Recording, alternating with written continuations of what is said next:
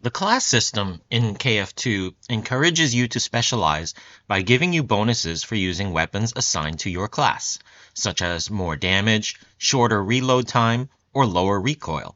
But it does not keep you from mixing and matching to achieve a more well-rounded loadout instead. What do I mean by a well-rounded loadout?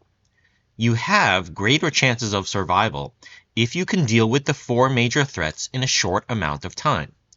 Specializing usually means sacrificing your ability to handle many situations in order to have a greater effect on one particular threat.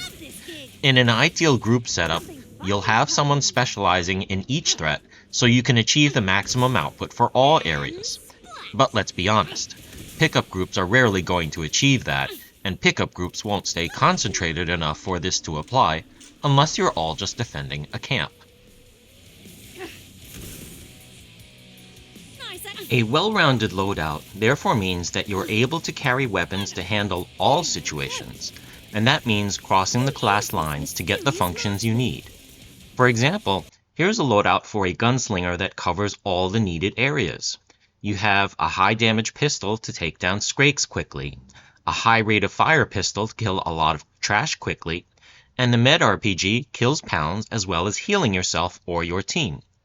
Using one pistol instead of two means you kill slightly slower, but the lower weight allows you to pack a lot more function into your loadout. Yes, you might be very good at your class and kill a pound with pistols, but what do you do when there are two of them or more? These loadouts give you solid ways to survive many, many different situations. Very importantly, you'll do just fine without a medic.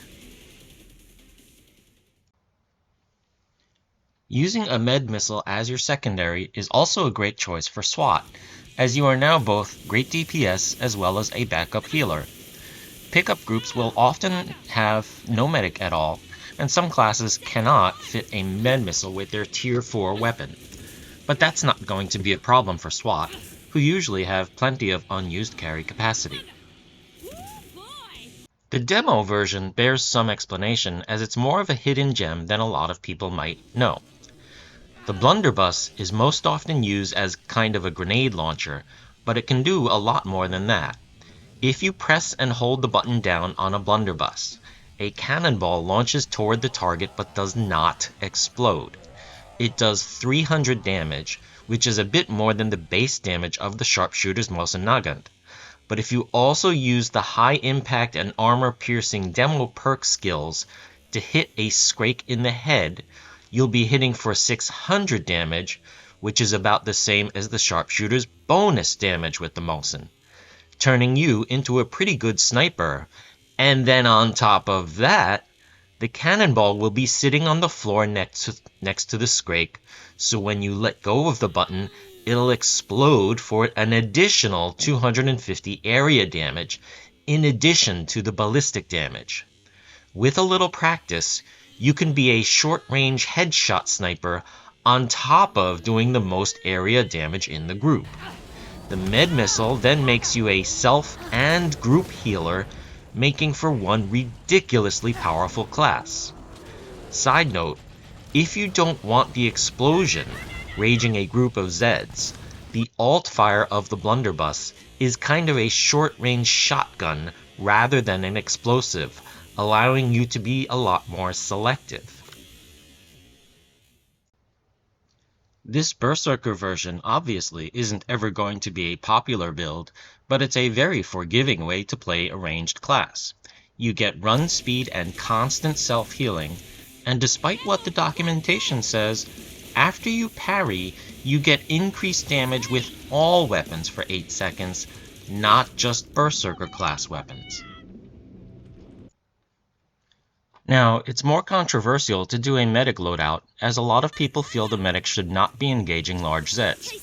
And yes, that is a problem if your medic is attempting that with field medic weapons, which are low damage, as this will end up dominating the medic's time and result in more raged Skrakes for long periods when the medic is not healing people. But there's no reason why a medic couldn't use a kaboom stick to kill pounds, or a bouncer to kill Skrakes. And if you don't have heavy DPS hitters, It can be more economical to let the medic do it, as while healing themselves, they can take more hits and recover more quickly from damage than other player classes. There are a number of situations where your best tank is actually a medic, especially if you don't have a properly spec'd Berserker handy. In closing, I'd like to address some of the comments I've gotten when playing a blended weapon loadout. There are people who believe that you shouldn't do that. They'll say that's not how the class was intended to be played.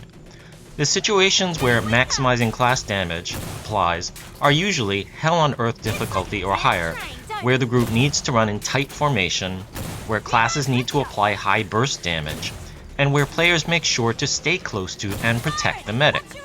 And if there is no medic, they will switch classes because they know the group cannot work without one.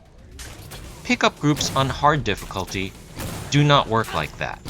The same players who claim the medic needs to heal them will often run far away from the medic because they expect it is not the Zeds that are their main competition. The competition is the other players of the group who are preventing them from getting the most kills possible. If you are playing Hell on Earth and you are doing it in an unusual way, it's fair to warn the group and try to work something out. If you are merely playing hard, you cannot expect that they will follow the same practices as a Hell on Earth group, and a blended loadout might be a better choice. It's something to consider the next time you are on the killing floor.